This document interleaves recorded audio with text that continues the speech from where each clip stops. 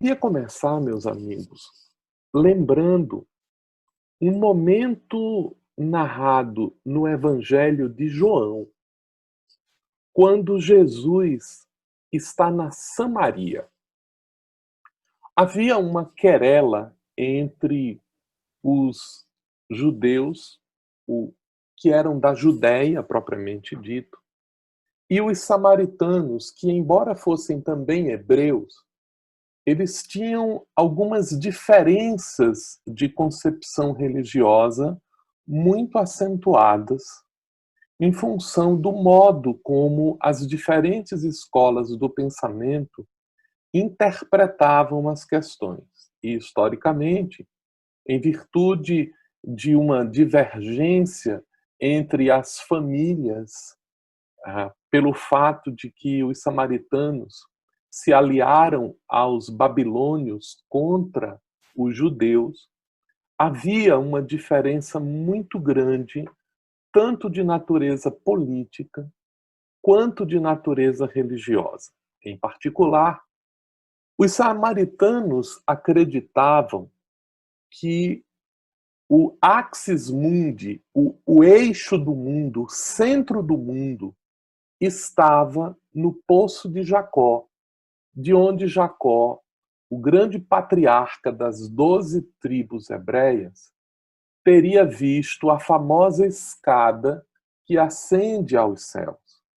E por causa disso, se acreditava que o lugar correto para se render adoração a Deus era na Samaria, no poço do pai Jacó. Enquanto que, para os judeus, desde que Salomão havia traduzido a arquitetura do grande templo, e este foi construído sobre o Monte Sião, ali em Jerusalém, era onde deveria estar a casa de Deus. Eu quero chamar a atenção para um aspecto importante na concepção hebreia a respeito da presença de Deus. É comum em todos os povos uma localização dos lugares sagrados. O famoso templo de Delfos, na Grécia, conhecido como a casa da pitonisa, que era uma mulher ou um conjunto de mulheres que falavam em nome do deus Apolo de Piton, autodenominavam o templo de Delfos como o umbigo do mundo, o centro do mundo. Esta noção de centro do mundo, ela é uma noção importante nas diferentes concepções. Cada mito religioso, cada conceito religioso da antiguidade desenvolve um pouco esta noção de que existe um centro do mundo que é o lugar privilegiado por Deus. Entre os hebreus, por exemplo, conforme destacado no livro do Levítico, quando as tribos hebreias se deslocavam no deserto, a primeira preocupação durante o processo de deslocamento era levar a tenda do tabernáculo, a tenda aonde Deus habitava. Para os hebreus, era colocado uma tenda onde Deus estava presente na tribo e em torno dela se organizavam todas as coisas. Daí o surgimento de um conceito de templo, o lugar da adoração. Para os hebreus em particular, embora você tenha diferentes lugares para o estudo da lei, a casa de Deus é o templo em Jerusalém. Somente lá é considerado o lugar sagrado. E a própria estrutura do templo de Jerusalém, ela reflete um pouco esse conceito, porque o templo era um espaço muito amplo. Para que a gente tenha ideia, assim, só para que a gente possa conceber um pouco a noção do Templo de Jerusalém, quem já viu fotos de Brasília, da Esplanada dos Ministérios, Observa que você tem um monte de prédios na lateral, o Congresso, o Palácio do Planalto, aquilo dali. Se nós fôssemos trazer o Templo de Jerusalém para Brasília, ele ocuparia toda a esplanada dos ministérios. Se a gente fosse trazer o Templo de Jerusalém para o Recanto Lins de Vasconcelos, ele não daria no terreno do recanto. Para vocês terem ideia do que era o Templo de Jerusalém. E ele era constituído por um pátio. O pátio do Templo de Jerusalém é um lugar onde todas as pessoas podem entrar e sair. Além do pátio, esse pátio era um lugar reservado para que os hebreus tivessem contato com outras culturas. O pátio é um lugar de diálogo, é um lugar de troca de conhecimentos. E por isso, a importância de uma passagem quando Jesus derruba os vendilhões do templo, porque tentando impedir a troca, a conversa, o diálogo, a presença dos estrangeiros no templo, os fariseus cuidaram de preencher toda esta área com uma feira, na qual se vendiam artigos religiosos e não havia mais espaço para os discursos estrangeiros, para os debates dos assuntos, como era a concepção original do templo. Dentro do pátio, havia um outro lugar que era chamado o lugar sagrado. Nesse lugar sagrado, somente os hebreus podiam ter acesso. Ninguém mais pode ter acesso a este lugar sagrado. E dentro do lugar sagrado, na intimidade do templo, havia um lugar chamado Santo dos Santos, que era um lugar aonde ninguém tem acesso. Apenas uma vez por dia, numa festa, que é a chamada Festa do Perdão, o Yom Kippur, somente o sacerdote, o sumo sacerdote, poderia ter acesso a esse lugar a convite de Deus. E essa estrutura do templo, ela era, na verdade, uma representação mítica do ser humano. Os hebreus faziam uma correlação em que todos nós temos o nosso espaço de convivência, era o pátio, onde nós discutimos ideias, onde nós convivemos com as pessoas. O lugar sagrado era a nossa consciência, um lugar aonde somente nós temos acesso. Nós, o hebreu, o peregrino, aquele que faz a jornada, tem acesso à própria consciência. E há em nós, na concepção hebraica, um lugar aonde nem nós temos acesso direto. É o lugar de Deus em nós. É o sagrado, é o lugar santo. Neste espaço íntimo, até mesmo nós só podemos ter acesso a ele quando Deus nos chama. Isso para destacar que há uma noção muito clara de lugar sagrado, e nós vamos entender então que quando Jesus, na Samaria, ele se dirige à mulher e lhe pede água, esta mulher estranhou profundamente, porque ela era samaritana e Jesus era um judeu. Era, em especial, parte de uma cultura que estava em conflito com a dela, embora fossem irmãos de raça. Embora tivessem pensamentos políticos diferentes, concepções religiosas diferentes, situados em geografias diferentes, Jesus pede a ela que lhe dê água. E a mulher estranha isso e diz: mas como é que você, sendo um judeu, vai pedir a mim, que sou a samaritana, que lhe dê água? E Jesus responde a ela, conforme a narrativa de João: se soubesses quem eu sou, na verdade tu me pedirias, porque eu poderia te dar a água viva, que uma vez que a gente bebe, nunca mais sente sede. E a mulher fica surpreendida com aquilo Jesus lhe dá alguns detalhes de sua intimidade e ela fica surpresa com a presença do profeta. E Jesus, então, fala para ela uma coisa que nos interessa na noite de hoje. Ela diz assim: mulher, Deus é espírito, e em espírito ele deve ser adorado. Dia virá em que Deus não será adorado aqui no poço de Jacó ou no templo de Jerusalém.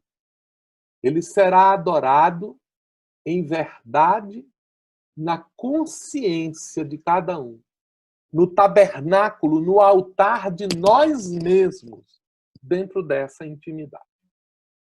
Então, meus amigos, eu gostaria de tomar esta imagem do diálogo de Jesus com a samaritana para que nós pudéssemos discutir um pouco, sem nenhuma pretensão de esgotar o assunto, mas como um convite para nós refletirmos em conjunto um processo de mudança que está em curso ao longo de toda a humanidade.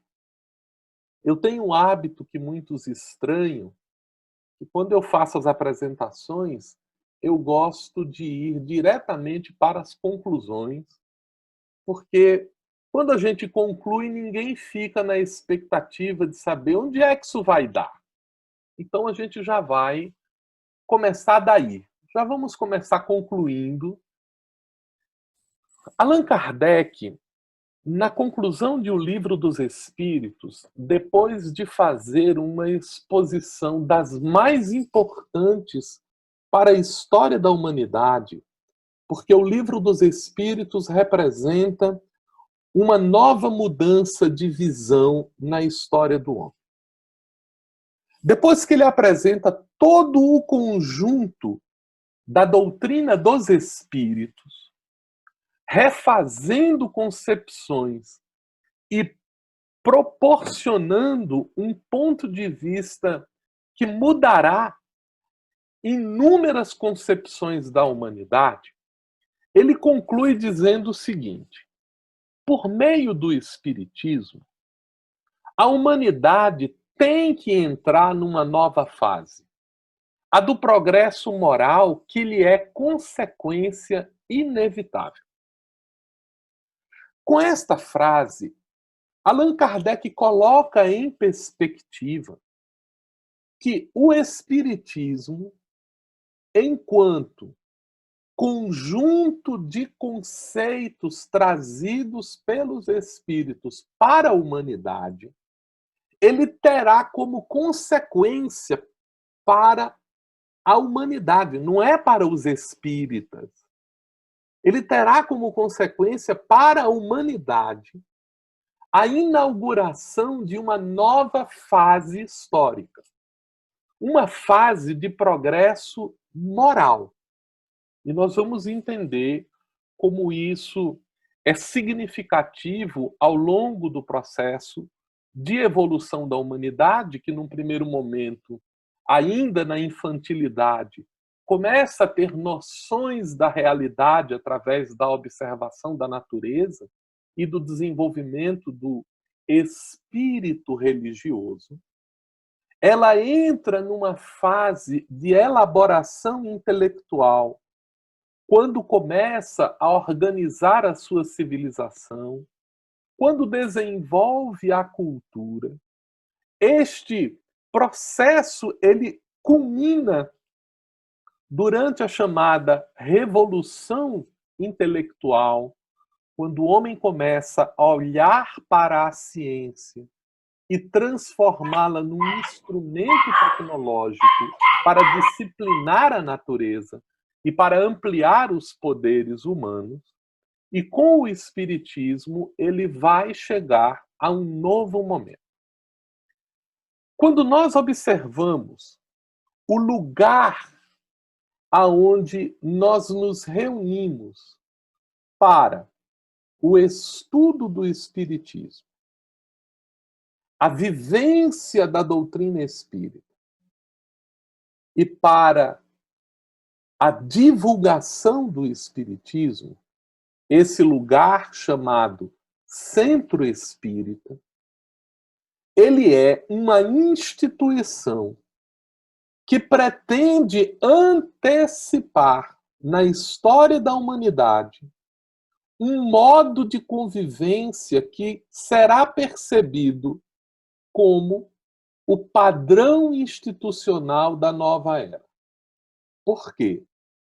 Porque essa instituição, o Centro Espírita, ela funciona como um núcleo em que convergem os instrumentos humanos, tanto dos encarnados quanto dos desencarnados, para olhar para a vida de uma perspectiva diferente.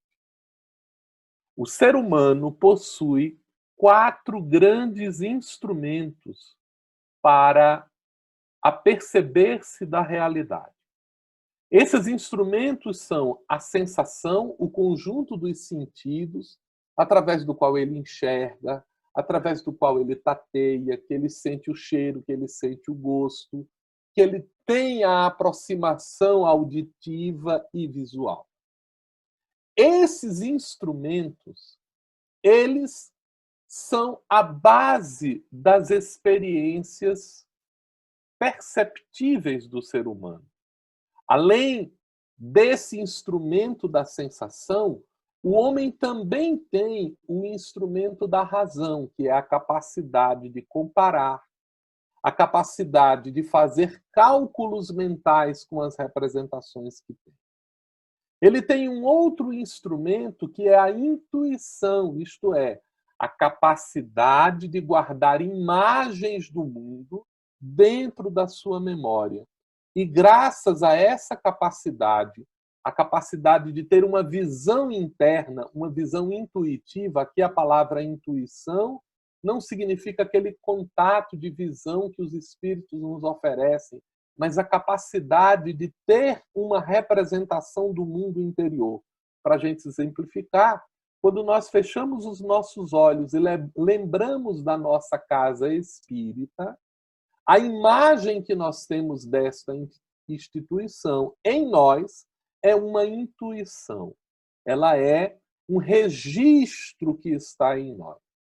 E além da intuição, da razão e da sensação, o homem também tem o sentimento, isto é, a capacidade de traduzir emoções em representações que são significativas para ele. Dentro dessas 4 bases, a sensação, a razão, a intuição e o sentimento, que funcionam como ferramentas para que o homem possa ter acesso à realidade, caracterizam-se modos de conhecimento.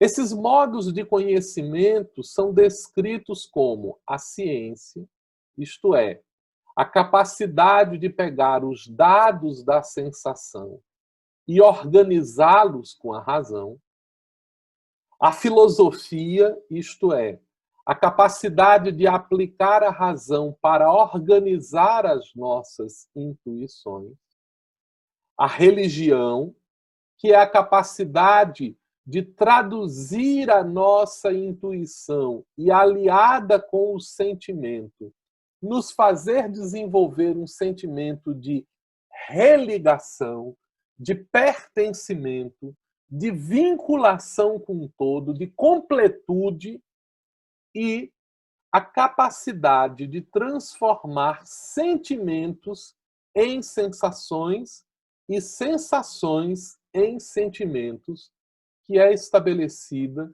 pelo modo da arte. A arte, a ciência, a filosofia e a religião representam, portanto, 4 modos de organização do pensamento como um todo. Na instituição espírita, nós temos a oportunidade de reunir esses elementos e discutir o patrimônio da humanidade à luz do ensino dos Espíritos. Isso transforma o centro espírita, ao mesmo tempo, em um hospital da alma, porque ele é uma instituição que cuidará dos nossos defeitos ou doenças espirituais. Ele é uma escola, uma vez que no centro espírita nós nos aproximamos por meio da doutrina espírita do entendimento das leis divinas. E ele é um templo.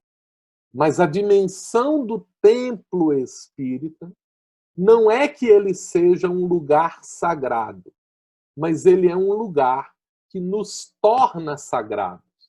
Então há uma diferença entre o templo espírita e os outros templos, porque os outros templos são os lugares de adoração. O templo espírita é o lugar que nos torna sagrados, que nos torna aptos a ter o templo, o altar da consagração, o altar da adoração a Deus dentro de nós. E isso nos faz levar esse espaço e reconhecer a presença divina em todos os lugares. Portanto, quando nós formos analisar o que muda no depois da pandemia, nós vamos precisar compreender que esses elementos se mantêm. O centro espírita continua sendo um espaço para o estudo, a vivência e a divulgação do espiritismo, continua sendo uma instituição de intercomunicação da cultura científica, filosófica, religiosa e artística, de diálogo com o ensino dos espíritos, para que nós possamos curar a nossa alma, aprender as leis divinas e consagrar a nossa vida à construção do reino de Deus em nós.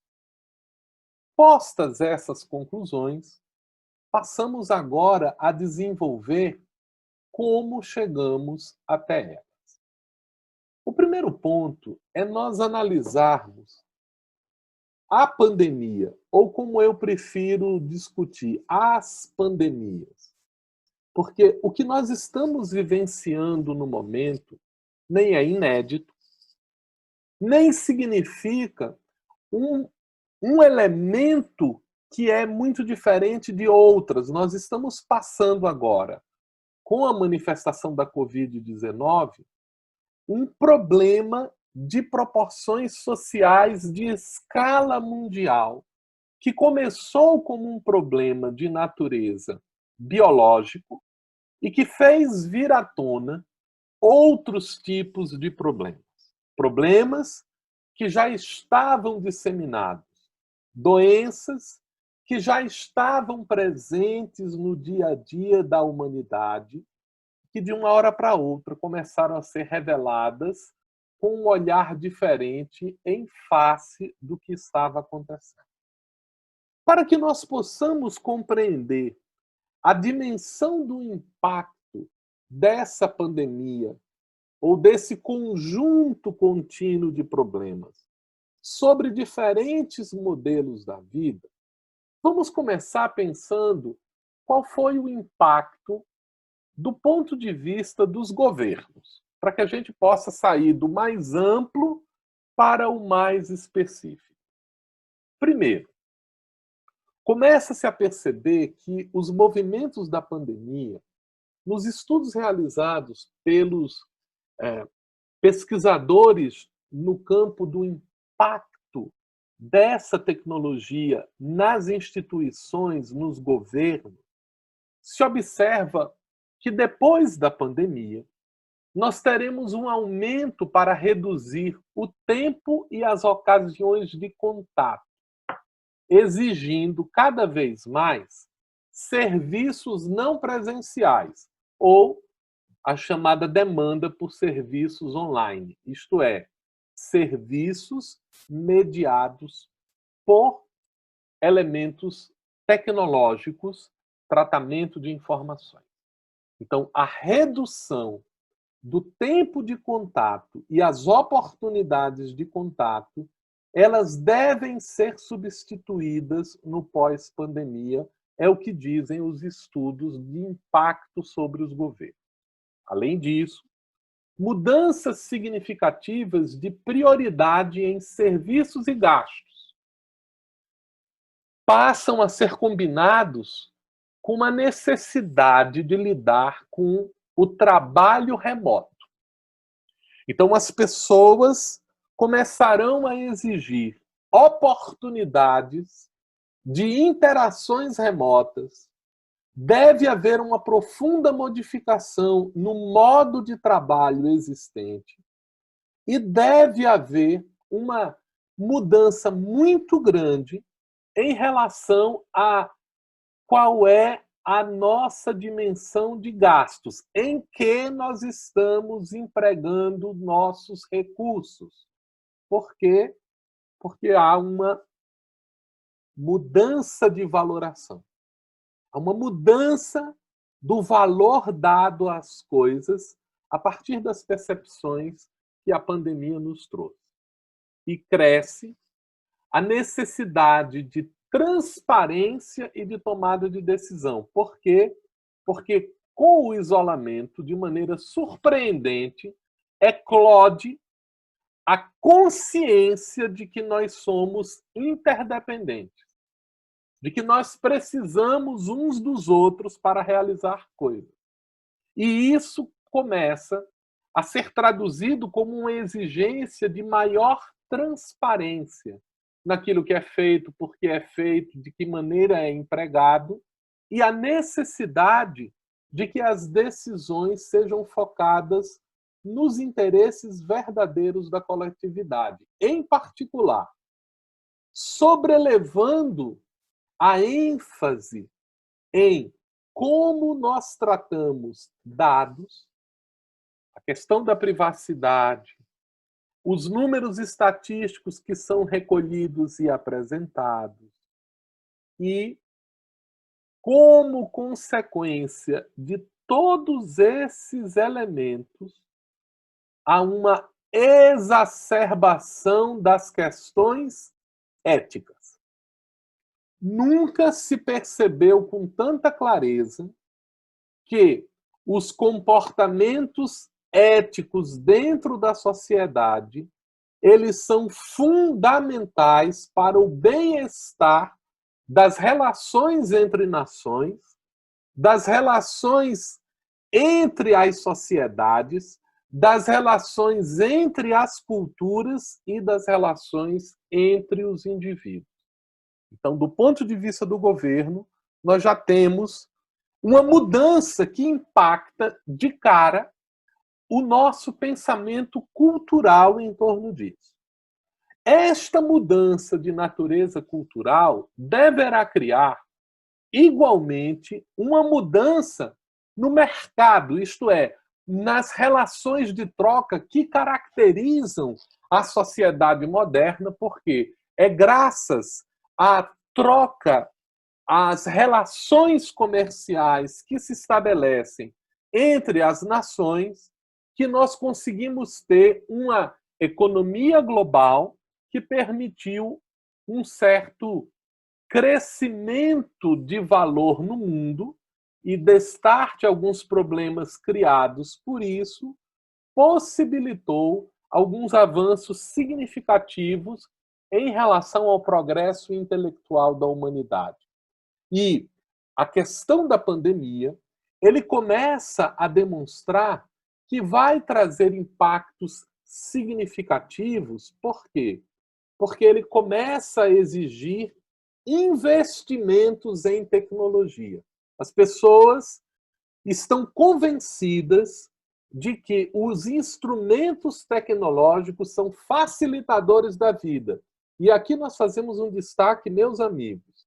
As tecnologias que nós estamos utilizando hoje, em tempos de pandemia, estão disponíveis há mais de 10 anos. mas ninguém acreditava que elas pudessem ser aplicadas de modo a mudar as relações entre os indivíduos, que elas pudessem ser aplicadas de modo a potencializar melhorias nas relações entre as pessoas.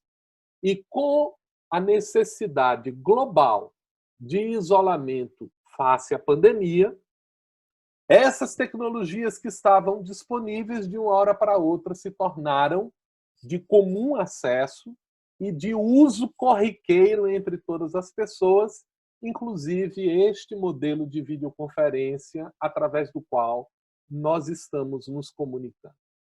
Há uma percepção de que algumas áreas sofrerão uma grande mudança. O comércio sem contato, a forma visual com que as coisas passarão a ser apresentadas, o comércio presencial deve sofrer impacto. Começa-se a vender experiências e não apenas coisas.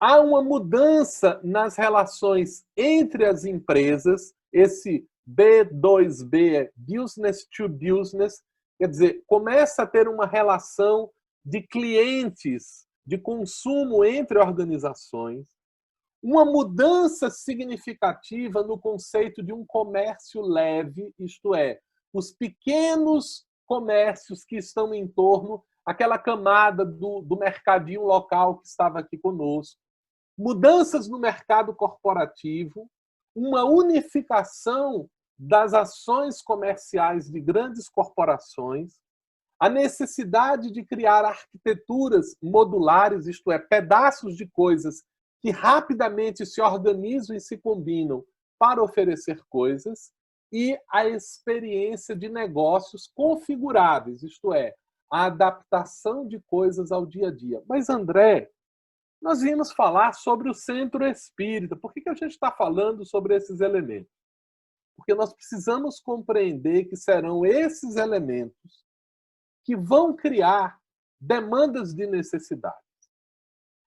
Estima-se uma melhoria na mudança, na velocidade na mudança, permitindo que as coisas sejam mais flexíveis e as mudanças aconteçam em menos tempo. Devem surgir novos modelos de negócio e novas tecnologias para atender às necessidades que estão sendo colocadas, o que significa criar o que está sendo chamado de um novo normal. Alguns destaques para a humanização e a desumanização dos trabalhadores, isto é, algumas organizações irão tratar as pessoas de maneira especial e, ao mesmo tempo, substituirão certos trabalhadores por tecnologias, agora das chamadas tecnologias da indústria mais nova, isso é, a inteligência artificial, os robôs. Isso deve ser intensificado, o que significa que as pessoas começarão a ter uma forma diferente de lidar com o próprio sustento, com a própria experiência do trabalho.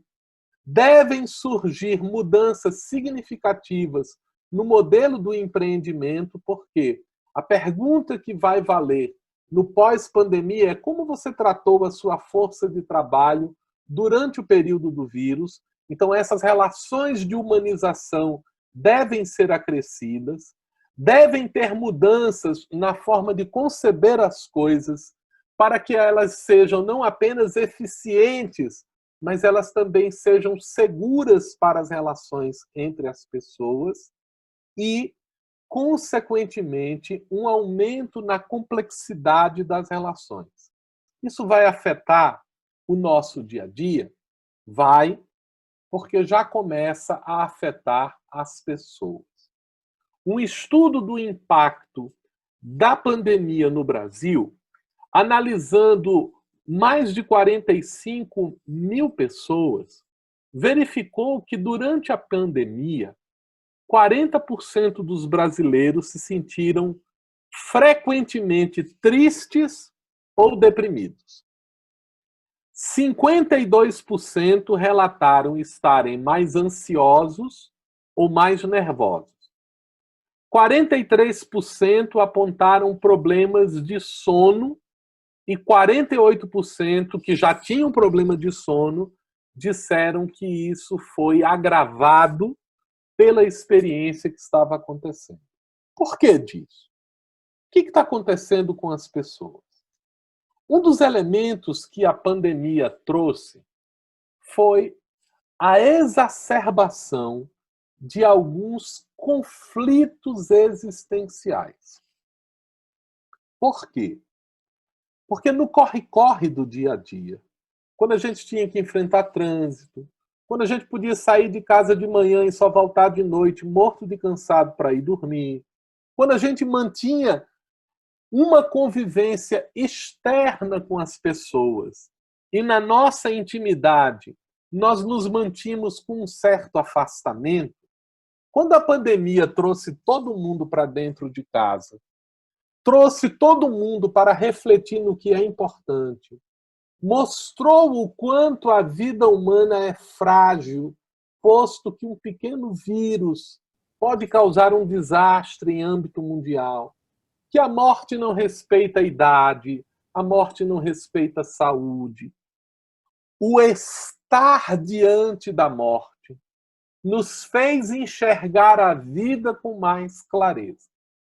E eclodiram conflitos que sempre existiram no dia a dia dos sujeitos, mas que estavam abafados pela superficialidade das relações do homem com o próximo e consigo, e também com Deus.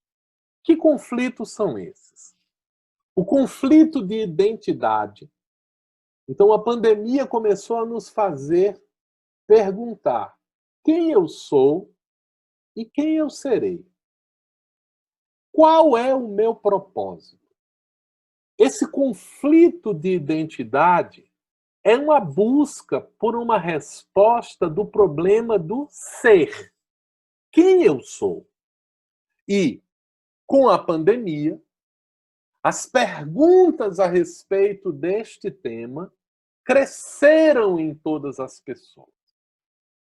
O segundo conflito que emergiu com intensidade mais profunda foi o conflito da alteridade. Isto é, quem é o outro? Qual é o propósito do outro? E isso nos trouxe os problemas da convivência.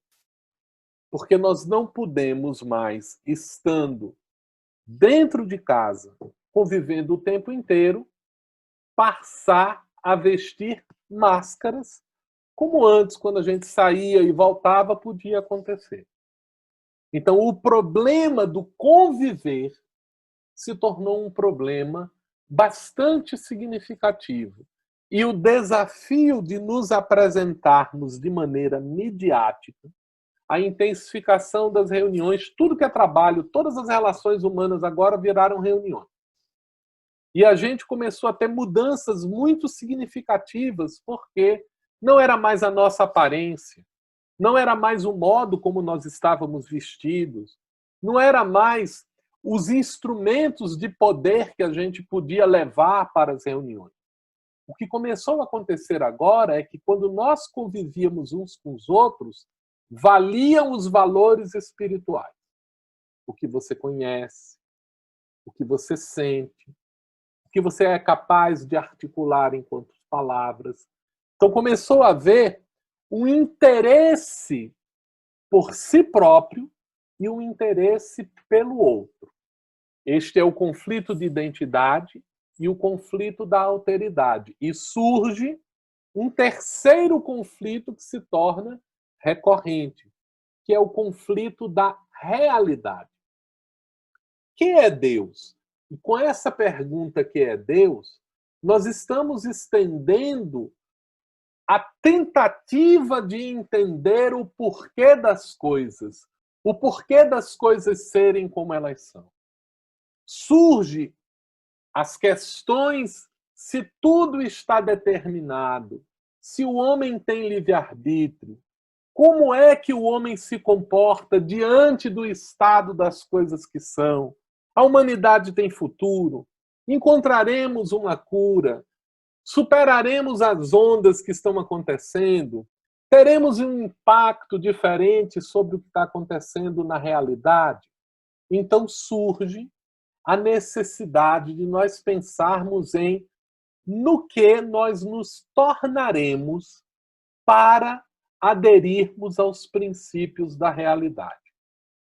Esse impacto da pandemia sobre a identidade, a alteridade e a realidade fez o indivíduo pensar no problema do ser, no problema do conviver e no problema do tornar-se.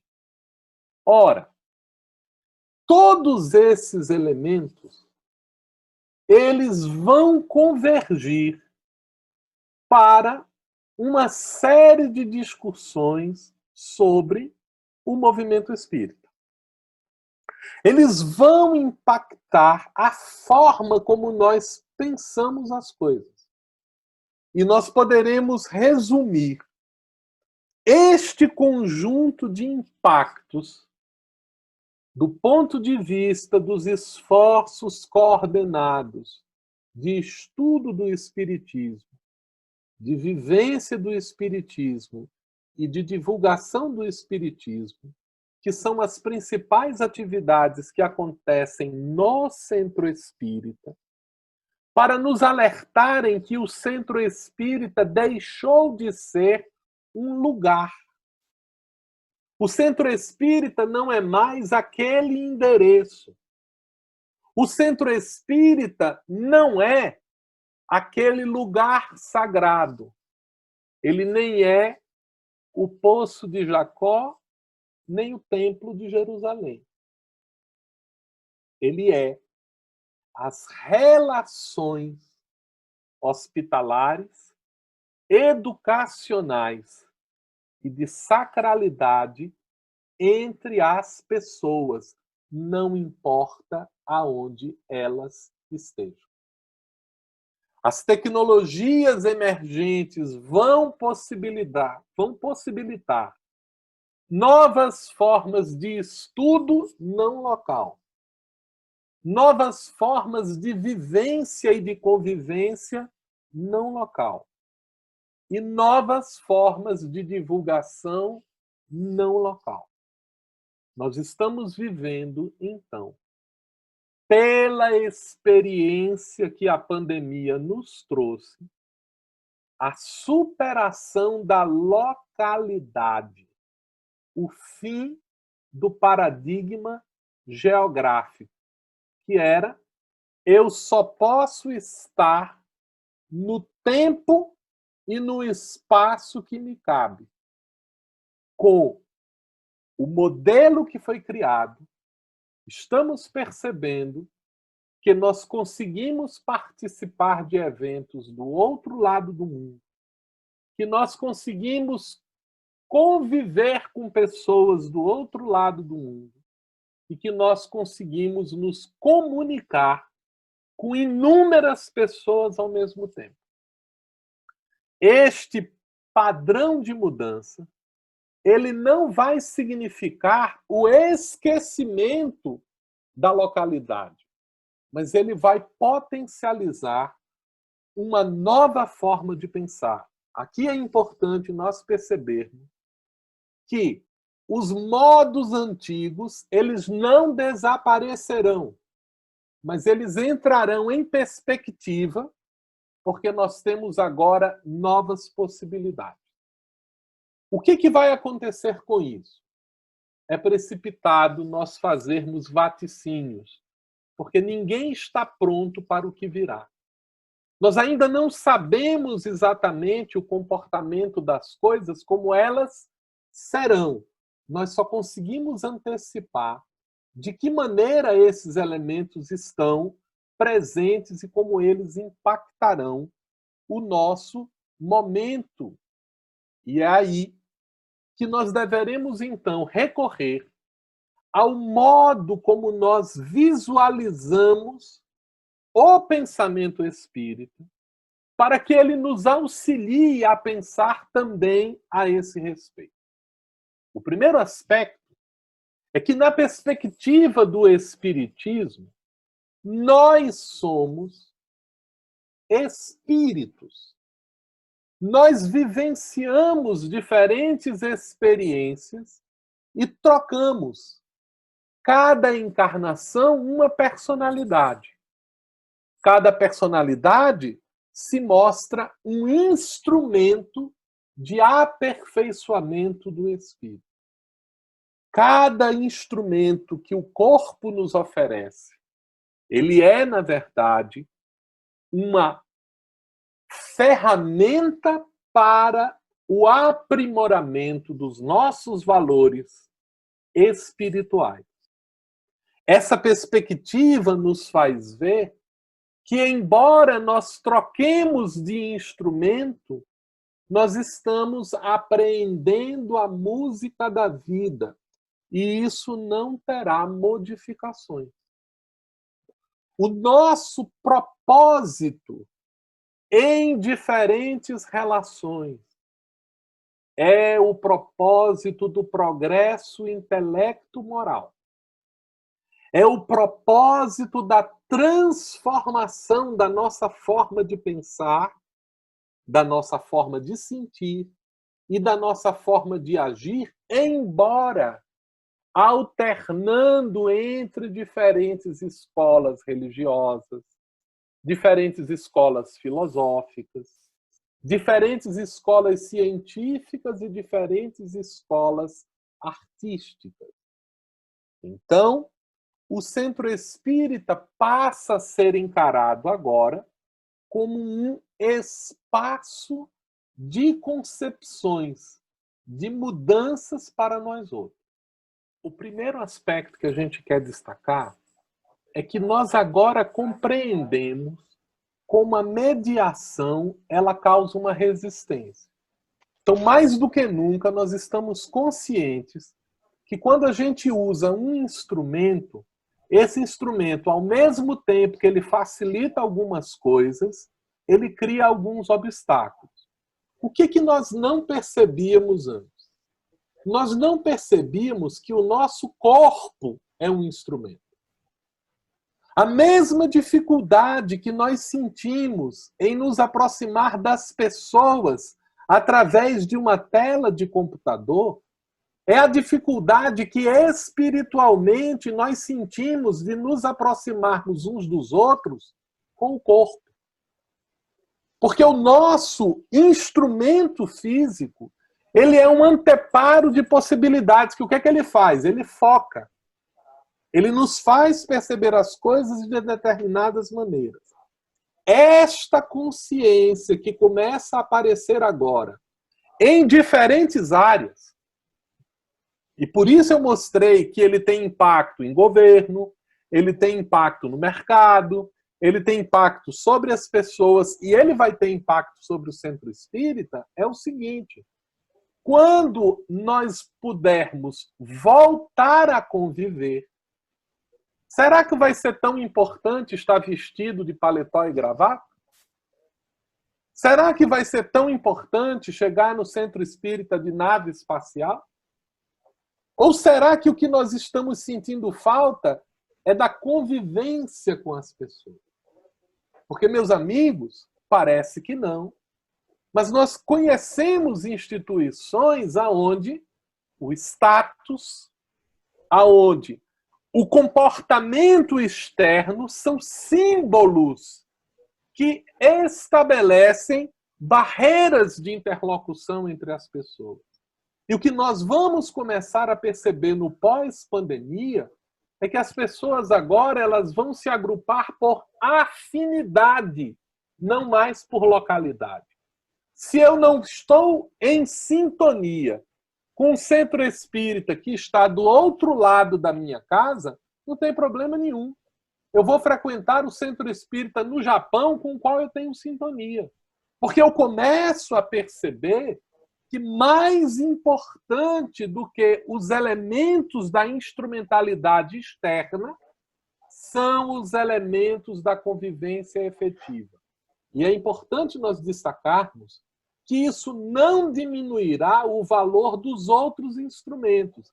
Então, a gente vai continuar precisando do passe, a gente vai precisar da água fluidificada, a gente vai precisar do auxílio fraterno, a gente vai precisar continuar desenvolvendo as nossas atividades, mas abrir-se-á agora uma série de novas possibilidades que, no momento, nós sequer temos ideia de como elas vão se comportar. Isso vai mexer em relações de poder por conta de acesso. Só para a gente dar um exemplo. Quando o professor era o único que tinha acesso aos conhecimentos que estavam no livro, ele era senhor dentro da sala de aula. Quando os alunos começaram a ter acesso ao conhecimento pelas redes de computadores, o que começou a acontecer? O professor começava a falar um assunto que ele achava que só ele dominava e os estudantes já conheciam aquilo. Isso exigiu uma mudança no modo da aula, que é a chamada sala de aula reversa. Você primeiro pede que os estudantes estudem as coisas e você se reúne não mais para falar de conteúdos. Você se reúne para pôr em prática conteúdos. Será que isso vai afetar as nossas salas de evangelização? Não sei.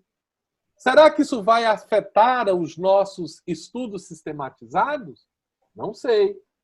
Então, há uma mudança em curso que é uma mudança para privilegiar os valores do ser intelectual. E, amigos, quando eu estou falando do ser intelectual, eu não estou falando do ser acadêmico.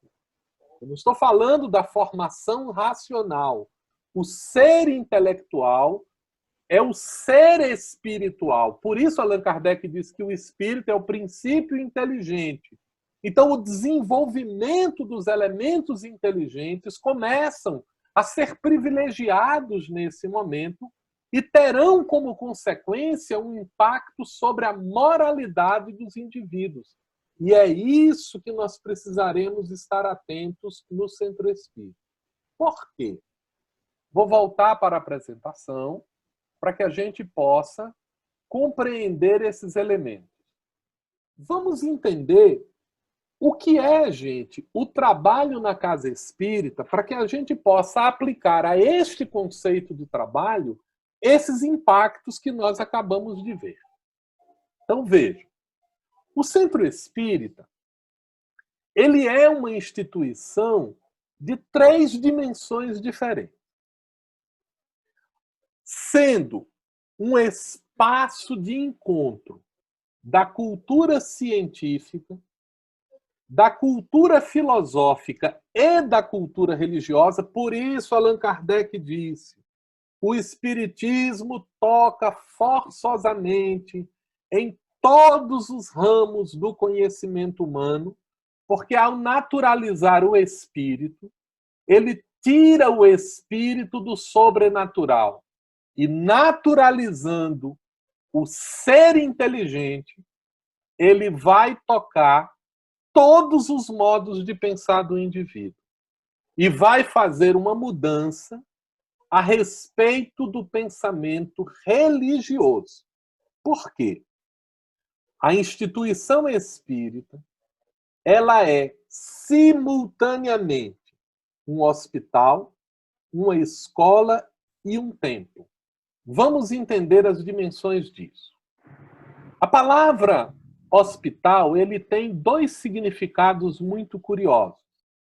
Ao mesmo tempo, ele significa o estabelecimento próprio para a internação e tratamento de doentes ou feridos, mas ele é também um adjetivo que significa aquele que age com hospitalidade, com benevolência, aquele que é caridoso.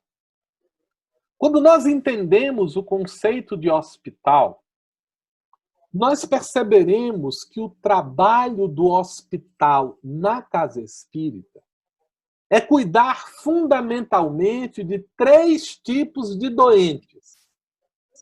Os doentes do pensamento, isto é, aqueles que pensam em termos de ignorância das leis divinas e naturais ou de maldade.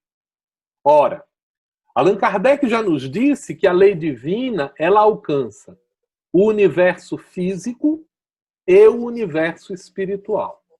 Então nós apresentamos dificuldades de entendimento das leis físicas e das leis morais. E o espiritismo é um convite para nos curarmos da nossa ignorância nessas 2 dimensões. Mas, consoante Allan Kardec nos expõe que o bem é tudo aquilo que está em conformidade com as leis da natureza e o mal é tudo que está contrário, sempre que nós pensamos em desacordo da lei divina, nós estamos sofrendo de uma doença de raciocínio, uma doença de pensamento. E o centro espírita é um espaço para cuidar dos doentes de pensamento. É também um espaço para cuidar dos doentes do sentimento. E quais são as 2 grandes mazelas que são as geratrizes de todas as nossas doenças da alma? O egoísmo e o orgulho. Portanto, todo o trabalho hospitalar do centro espírita tem por propósito tratar do nosso egoísmo e do nosso orgulho. O nosso orgulho significa nós julgarmos sermos o que não somos. Quando nós nos julgamos mais do que nós somos, nós não vemos as coisas como uma realidade. Nós estamos presos na ilusão. Se eu acho que eu sei mais do que eu sei, eu não me dedico a aprender as coisas. Se eu acho que eu sou capaz de fazer mais do que eu de fato posso fazer, eu não me preocupo em exercitar para me aprimorar. E além do orgulho, nós ainda padecemos da noção de que Papai do Céu fez o universo para a gente. Esse é o egoísmo. É quando nós acreditamos que Deus criou as leis, botou os planetas para que nós tivéssemos direito, prioridade diante das leis do universo. Isso é uma doença. Isso é uma doença do sentimento. E uma doença que precisa ser cuidada. Por isso o centro espírita é o lugar para cuidar disso. Mas nós também encontramos no centro espírita os doentes do agir. São aqueles sem quando deveriam. São os omissos. Vemos que o centro espírita ele não é um lugar para cuidar da ferramenta simplesmente. Ah, mas os espíritos nos auxiliam com as nossas doenças do corpo? Auxiliam. Quando ele deve ser utilizado como um instrumento para curar-nos no pensamento, no sentimento e na ação. Se os espíritos entenderem que para nos curar do pensamento, da ignorância e da maldade, do sentimento do egoísmo e do orgulho, da ação maldosa, omissa ou enganada, é preferível que a gente fique doente. Podem ter certeza que não tem água fluidificada que vá curar o indivíduo. Porque ele necessita daquela instrumentação para alcançar a verdadeira cura, que é a sua cura espiritual. Sendo esta a percepção, nós vamos entendendo que no hospital espírita, nós oferecemos o remédio da justiça, o remédio do estudo, o remédio da ação no bem, para a modificação da doença do pensamento. Dentro da perspectiva que o Centro Espírita nos oferece, as oportunidades de criarmos relacionamentos de afetiva fraternidade, de solidariedade pela percepção das necessidades do outro, de reconhecimento das nossas limitações diante dos quadros da vida, são verdadeiros lenitivos para cuidar do nosso sentimento. E, sobretudo, a Casa Espírita nos convida à prática da caridade como o mais eficiente instrumento para cuidar da nossa doença no agir. Esses elementos vão nos permitir refletir no futuro.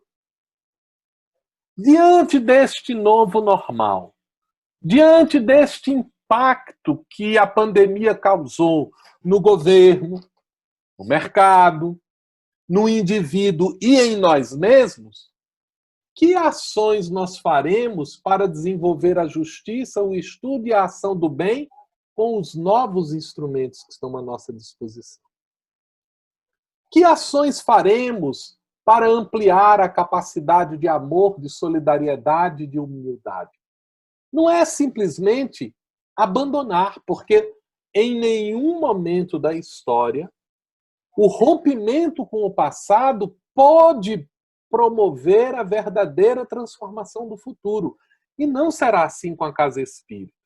Mas nós precisamos estar conscientes de que há uma mudança contextual e nós vamos precisar nos adaptar a essa nova realidade. Quais serão os novos modos de realização da caridade? Veja, eu quero deixar essa pergunta no ar, esse conjunto de questões no ar, porque nós vamos ter um impacto importante. Dentro da dimensão da escola, o Centro Espírita é a escola da alma. É lá que nós aprendemos a conhecer as leis divinas, em especial as leis do Espírito, através do estudo desta ciência que é o Espiritismo, que tem por objeto o espírito, sua origem, sua natureza, sua destinação e suas relações com o mundo corporal. É na escola que o pensamento espírita nos oferece que nós redimensionamos a nossa convivência, que nós aprendemos a conviver não como corpos, mas começamos a conviver como espíritos. É nesta escola que nós modificamos o nosso fazer, o nosso atuar, o modo como nós agimos no dia a dia, e isso nos ensinará a sermos quem nós somos. Então, na escola da Casa Espírita, nós enfrentamos aqueles conflitos de identidade, aqueles conflitos de alteridade e os conflitos de realidade com a chave que o pensamento espírita nos oferece. Aprendendo a conhecer as leis naturais, a amar a nós mesmos e a desenvolver esse amor com o progresso, a compreender o outro como nosso semelhante com as nossas dificuldades, com os nossos potenciais, e, sobretudo, aprendendo a agir fundamentados na caridade. A doutrina espírita, para isso, ela nos apresenta uma nova forma de pensar. Trouxemos para cá os 4 elementos centrais de O Livro dos Espíritos para nos mostrar que, na escola que o Espiritismo nos oferece, nós aprendemos a pensar o universo em termos de Deus, Espírito, matéria. Nós compreendemos que o princípio espiritual, ele, em contato com a matéria, desenvolve os seus potenciais de inteligência e se individualiza e começa a apreender as leis naturais de acordo com o que está estabelecido na segunda parte do Livro dos Espíritos, que é um tratado de epistemologia, porque discute as diferentes formas de conhecimento do espírito. Como o espírito conhece quando encarna, quando desencarna, quando mantém relações no mundo espiritual, quando retorna à vida, quando interfere no mundo espiritual, como ele está nos três reinos. Esta compreensão de que o Livro dos Espíritos muda a nossa concepção sobre as coisas que existem, é um tratado de ontologia, muda a forma como nós entendemos o conhecimento das coisas no mundo espiritual e do mundo espiritual como um todo, é um tratado de epistemologia, para nos oferecer uma integração da ética em todas as circunstâncias da nossa vida. Todas. Nós não aprendemos o Espiritismo para agirmos de maneira diferente no centro espírita. Nós entendemos, à luz do Espiritismo, que nós precisamos modificar toda a nossa vida, em todos os momentos, em todas as circunstâncias. É, portanto, um tratado de ética e que tem consequências para a nossa felicidade nas penas e gozos presentes e nas penas e gozos futuros. Daí, Allan Kardec analisar isso num tratado sobre as esperanças e consolações. As esperanças pelo futuro, as consolações em relação às agruras e às dificuldades que nós vivemos no presente. Esta noção que o Espiritismo nos oferece, ele nos proporciona um entendimento de que deveremos desenvolver o templo dentro de nós mesmos. Qual o meio prático mais eficaz que tem o homem de construir alguma felicidade já nessa vida e preparar-se para a vida futura? Um sábio da antiguidade já vos disse: conhece a ti mesmo. Mas como fazer isso? Ora, com 3 perguntas de Santo Agostinho. Você cumpriu os seus deveres?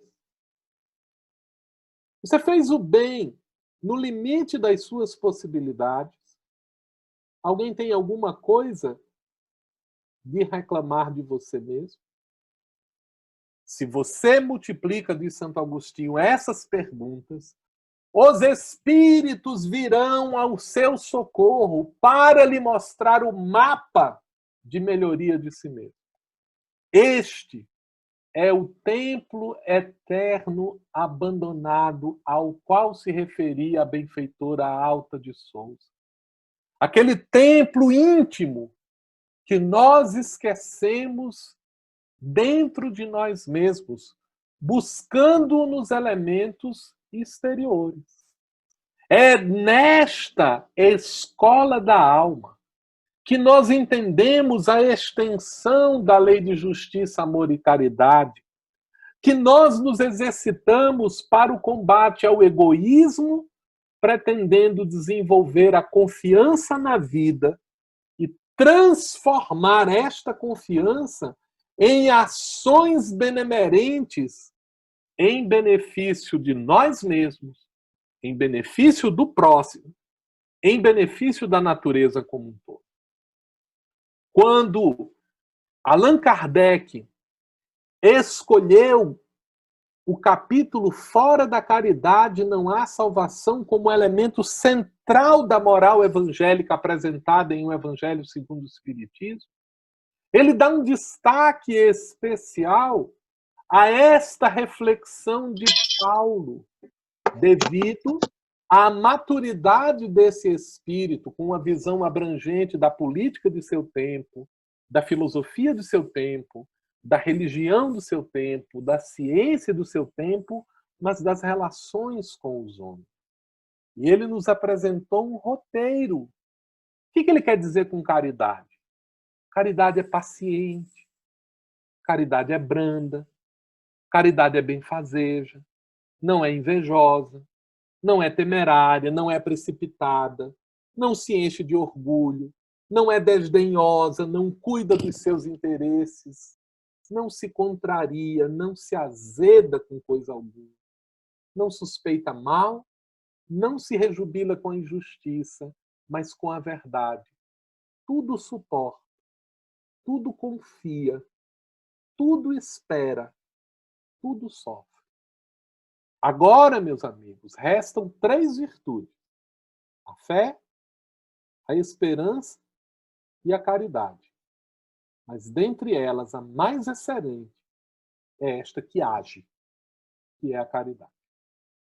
Essas palavras de Paulo nos remetem imediatamente ao conceito de que o hospital espírita, a escola espírita, ela tem o propósito culminar na dimensão do templo.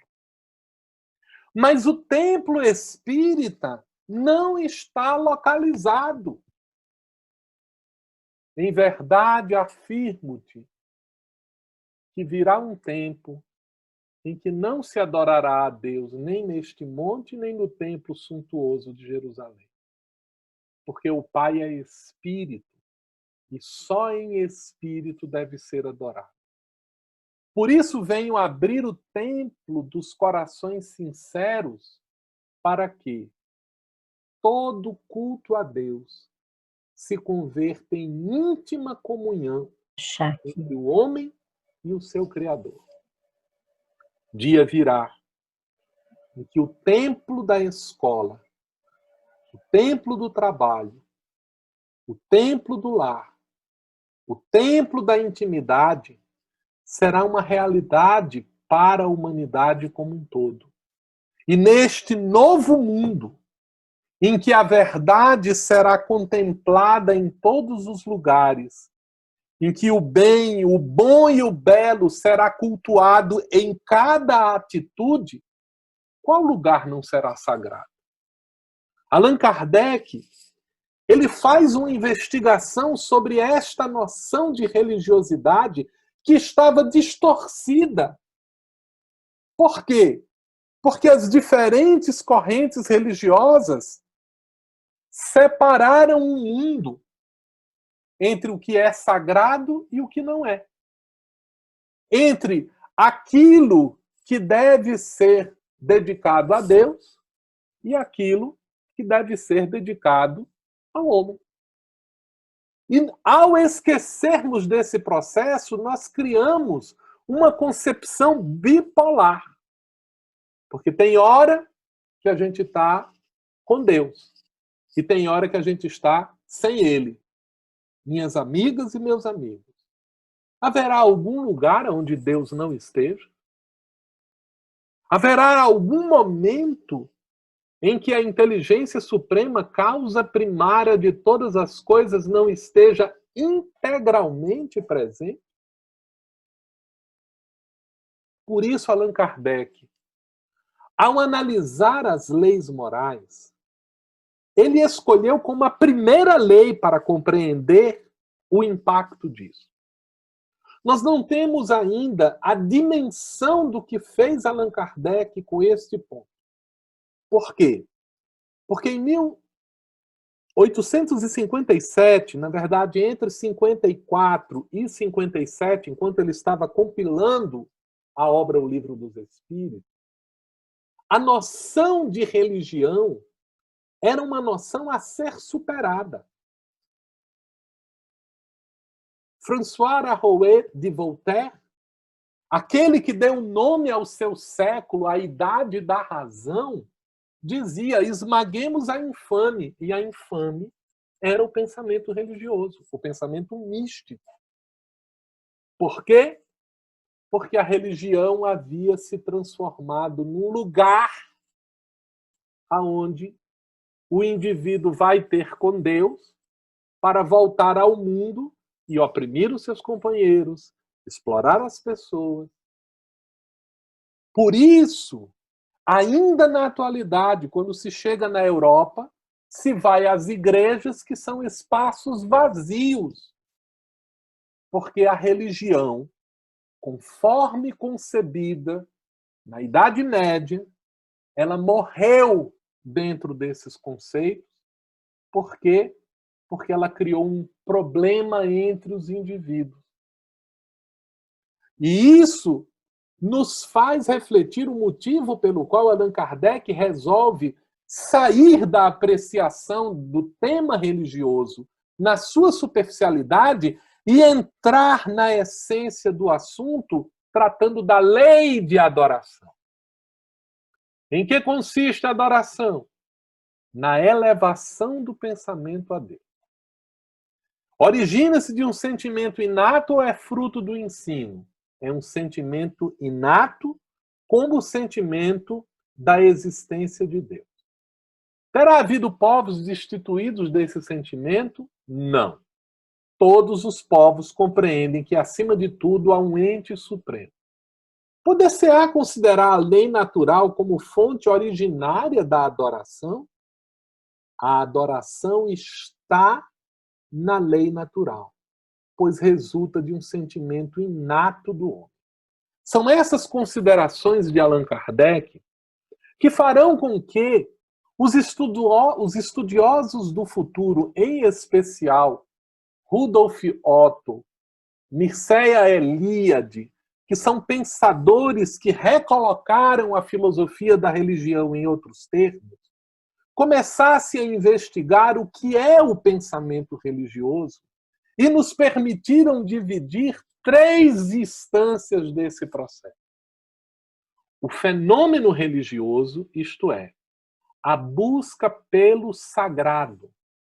Este sentimento de pertinência, este sentimento de contemplação do que é grandioso, este sentimento que nos faz entender que o universo possui uma ordem, uma lei, um padrão, e que nós estamos inseridos dentro dele. Que há algo maior do que nós mesmos. Que há algo que expressa-se na forma de uma providência. Essa busca pelo sagrado é a essência da lei de adoração que Allan Kardec se reportava. Este elemento, ele se sofistica um pouco e se apresenta ao longo das manifestações como uma tentativa de distinção do que é completo e do que é incompleto, do que dá sentido e do que não dá sentido. O que diferencia o religioso do não religioso é que o que é religioso é central, é valoroso, faz sentido, e o que não é sagrado, é o que é transitório, é o que não é importante, é o que é mutável. Agora, a partir desse sentimento religioso, surgem as manifestações religiosas, que são o quê?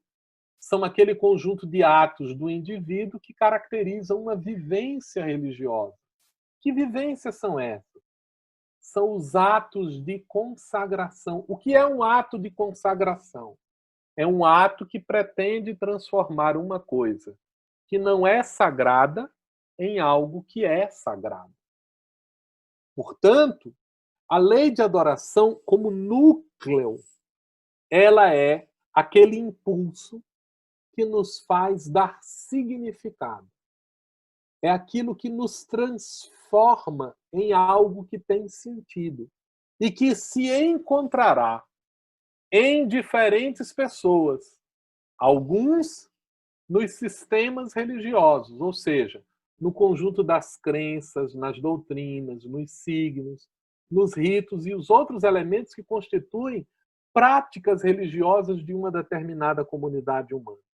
Mas para outros, essas manifestações religiosas são na política, na ciência, na convivência social ao indivíduo, porque são formas pelas quais o indivíduo manifesta o seu sentimento de religiosidade. O que a doutrina espírita veio nos apresentar a esse respeito? Ela veio mostrar que a lei de adoração ela é inerente ao indivíduo humano e que não há um lugar sagrado. O universo é sagrado. Não há um tempo sagrado. A eternidade é sagrada. E que o ajustamento do homem à lei divina ou natural é um esforço comum, diário, instantâneo naquilo que ele precisa fazer. E, na verdade, os momentos para os quais ele se prepara para desenvolver isso, esses são manifestações religiosas que podem acontecer dentro de sistemas religiosos. E aí nos cabe uma pergunta importante. Onde é o templo? No centro espírita? O centro espírita, ele tem como diferencial das formas tradicionais de se pensar a religiosidade, porque ele não se pretende como o centro do mundo. Ele se pretende como um hospital, ele se pretende como uma escola, e ele se pretende como um transformador de templos. Porque no centro espírita nós aprendemos que o universo é a casa de Deus. E que o melhor altar para nós nos consagrarmos à divindade, para a lei da adoração, é em nossa consciência, em nosso coração e em nossas mãos. Para isso não tem um tempo definido, não tem um lugar definido para fazer isso. Esse ressignificado do que a casa espírita significa para todos nós faz-nos então compreender por que é que, por meio do espiritismo, a humanidade tem que entrar numa nova fase, a do progresso moral. Porque é na casa espírita que nós vamos unificar os instrumentos da sensação, da razão, da intuição, do sentimento.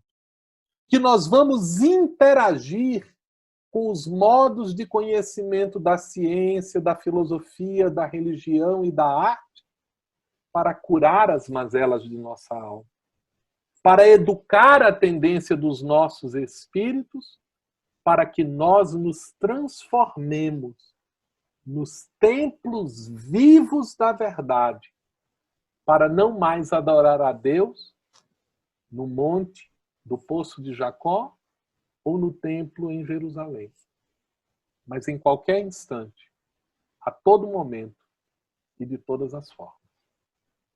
Nos colocamos então à disposição dos colegas para detalhar os esclarecimentos e para promover um diálogo em torno do tema que nos competiu abordar. A pessoa pergunta se no centro espírita, lá nós vamos para receber energias salutares que são postas à disposição dos que adentram, pela psicosfera da casa, né? Da mesma forma, o passe com o seu elemento magnético. Fora da casa espírita, nós perdemos esses componentes todos? Malena, se nós observarmos o currículo de melhoria individual que Jesus nos propôs, que é o conjunto das bem-aventuranças, Jesus divide as bem-aventuranças em dois grandes blocos. O primeiro bloco, ele faz uma relação de ações ou de comportamentos, de esforços que nós primeira bem-aventurança. A segunda, bem-aventurados os que sofrem, isto é, aqueles que aprenderam a sofrer para poder compreender as lições da vida. Bem-aventurados os mansos, eu quero destacar essa palavra, aqueles que agem com benevolência, aqueles que agem com gratitude, aqueles que fazem esforços para terem convivência, porque são esses que herdarão a terra. Bem-aventurados os que têm sede e fome de justiça, porque serão saciados. E aí Jesus começa a aumentar isso. Bem-aventurados os misericordiosos. Aqueles que são capazes de sentir o mundo pela vista do outro. Aqueles que são capazes de perceber o mundo pelo outro. E qual é o resultado dessa misericórdia? A misericórdia. Bem-aventurados os misericordiosos, porque alcançarão o quê? A misericórdia. Aí muda. Aí muda. Nesse ponto, há uma mudança de currículo. Porque aí vem, bem-aventurados os puros de coração. Os que já não veem as coisas com ilusão, porque começaram a ver as coisas como elas são, verão a Deus. Bem-aventurados os pacificadores. Ó, antes era mansidão. Era uma atitude que a gente tinha de comportamento. Agora, nós nos tornamos filhos de Deus. Nós agimos de maneira pacificadora. Bem-aventurados os que sofrem perseguição, porque são fiéis à justiça. Bem-aventurados sois vós quando vos prenderem, quando vos perseguirem em nome do Evangelho, porque isso significa que vocês estão transformados, porque vocês já estão conquistando, e grande será o vosso galardão no reino dos céus. Este é o currículo que Jesus estabelece. Agora, deixa eu perguntar uma coisa para vocês. Se todas as vezes que a gente estiver em desequilíbrio, a gente precisar ir no centro espírita para se reequilibrar, quando é que nós vamos ganhar autonomia? Quando é que nós vamos desenvolver aquela maturidade para dizer o seguinte: estou no meio do trabalho, o meu chefe gritou comigo e eu me desequilibrei. Aí eu vou fazer o quê? Eu digo, meu chefe, me dê uma licencinha que eu vou ali no centro espírita tomar um passe para me reequilibrar, para que eu possa voltar às minhas atividades? Ou será que eu ganhei maturidade espiritual quando eu reconheço que eu estou em desequilíbrio, recolho intimamente, alcanço a minha conexão com Deus e me reequilibro?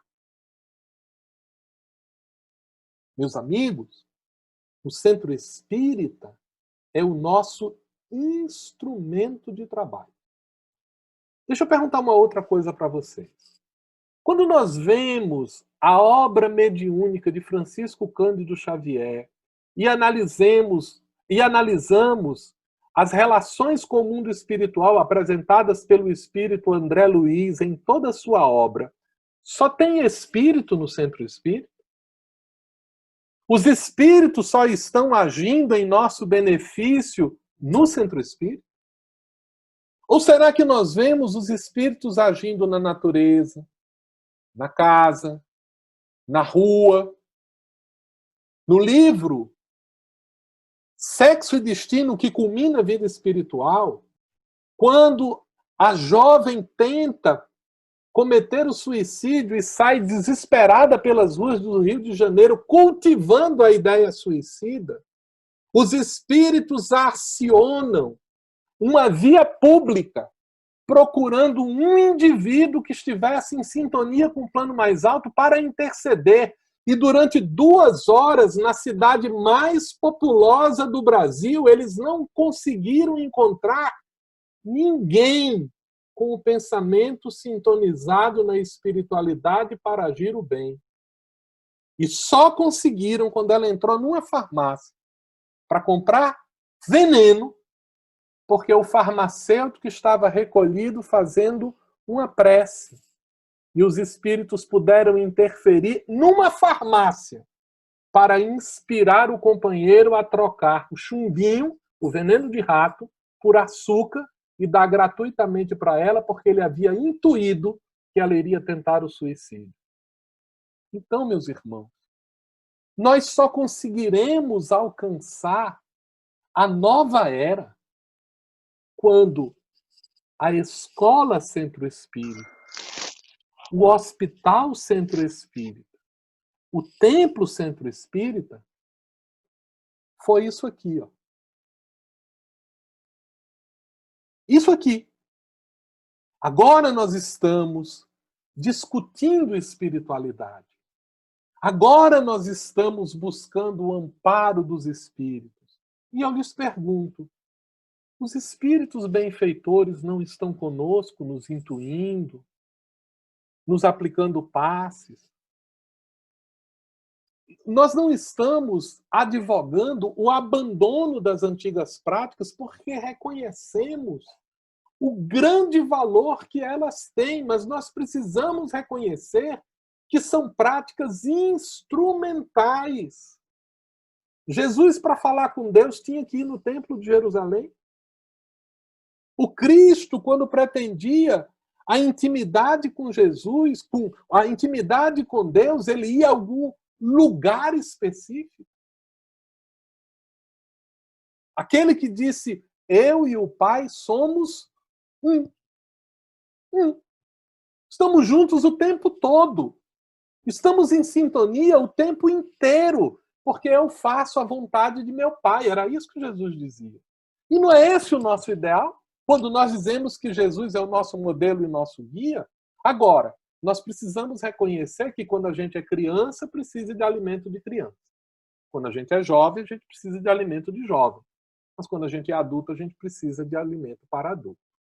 Então, nós estamos entrando numa fase de espiritualidade humana que não faz mais sentido a gente ter bengalas espirituais. E este é o profundo impacto que a pandemia está trazendo ao nosso dia a dia. Porque nós estamos temporariamente impedidos de ir à convivência física no centro espírita, mas estamos compreendendo que conseguimos manter a nossa sintonia espiritual do mesmo modo. E é esta compreensão que terá um impacto no nosso retorno. Com o nosso retorno, a gente vai dizer, bom, a partir de agora, pode fechar as portas da casa espírita, que a gente não precisa mais falar com ninguém. Quem chegar aqui vai ter uma placa. Procure o seu templo interior e entre em contato com Deus. É claro que nós não vamos fazer isso. Mas nós precisamos alinhar as práticas do centro espírita conforme eram os objetivos trazidos pelo Espiritismo desde o princípio. Porque Allan Kardec disse, quais são as perguntas que a gente deve fazer aos espíritos? E disciplinou as reuniões que se utilizavam da comunicabilidade com os espíritos, que eram as reuniões do mediunismo, para transformar o quê? A mediunidade como um instrumento de reeducação do indivíduo. Transformou os nossos discursos. A palestra pública não é um palco de autoexaltação, nem para declinarmos a vastidão do nosso conhecimento. A palestra pública é um instante de troca de experiências em busca da espiritualização de cada um de nós. E não é isso que o nosso centro espírita deveria ser desde o início? E como em alguns momentos nós não nos preocupamos com isso, quiçá o momento da pandemia possa nos proporcionar reflexões de realinhamento aos verdadeiros propósitos do centro espírita. O centro espírita, ele é um hospital. Mas não é um hospital para curar o corpo. Ele é um hospital para dar manutenção no instrumento. Vamos pensar no centro espírita como uma oficina. Eu estou numa viagem para chegar a um destino. No meio do caminho o carro quebra. O que é que eu faço? Eu levo ele numa oficina e sigo viagem. Esse é o objetivo do centro espírita quando ele cuida do corpo. É cuidar do corpo para dar condições do espírito continuar a sua jornada. Agora, tem companheiros que se comportam como uma oficina da beira de estrada que faz o carro funcionar por 5 minutinhos. Aí o cara sai com um carro bom, na esquina ele quebra, ele tem que voltar para a oficina para consertar de novo. Aí ele vai mais 10 minutinhos e ele volta para a mesma oficina, porque ele não consegue se libertar da oficina. E, infelizmente, a gente tem pessoas que são viciadas no passe de 5 minutos, então vai no centro espírita, toma o passe, se sente melhor e parte para fazer os desequilíbrios todos de novo. E nós temos companheiros no centro espírita que apregoam isso. Meus irmãos, a gente vai agora tomar o nosso passe, nós vamos tomar nossa água fluidificada e tudo vai estar resolvido. E isso não é verdade e nós sabemos disso. E nós sabemos disso. A casa espírita, ela cuida do corpo como quem cuida de um instrumento para prosseguimento da sua jornada. Agora, nós precisamos desenvolver nos frequentadores da casa espírita a consciência de que a responsabilidade pela felicidade deles não é do centro espírita, é deles. É por isso que o nosso companheiro José Raul Teixeira propagava em alto e bom som: ser espírita não é para quem quer. É para quem tem maturidade espiritual para encarar a verdade, que ela nos liberta. E como é que ela nos liberta? Tirando as nossas ilusões. Porque, meus amigos, nós vivemos tempos que as pessoas querem encher as casas espíritas botando uma placa: pronto-socorro espiritual. Se você está com unha encravada, se você está brigando com a sua mulher, se você está se sentindo meio incomodado, venha cá, a gente lhe aplica um passe, tem energia de todos os matizes que reequilibra tudo. Tem passe para reequilibrar a agonia, passe para curar o ciúme, passe para reequilibrar qualquer coisa. Agora, é passe que funciona por 2 horas. Depois de 2 horas, o indivíduo está com a mesma doença de sempre. Resultado, as pessoas vão no centro espírita segunda, terça, quarta, quinta, sexta. Se tiver sessão de manhã, de tarde, de noite, elas vão, porque ela sai do centro espírita, ela se desequilibra, ela tem que voltar para se reequilibrar de novo. Quando é que nós vamos amadurecer? E quando é que nós vamos dizer para as pessoas isso? Meu irmão, nós não estamos aqui para equilibrar você. Nós estamos aqui para lhe auxiliar a ter consciência de que o seu equilíbrio depende de você.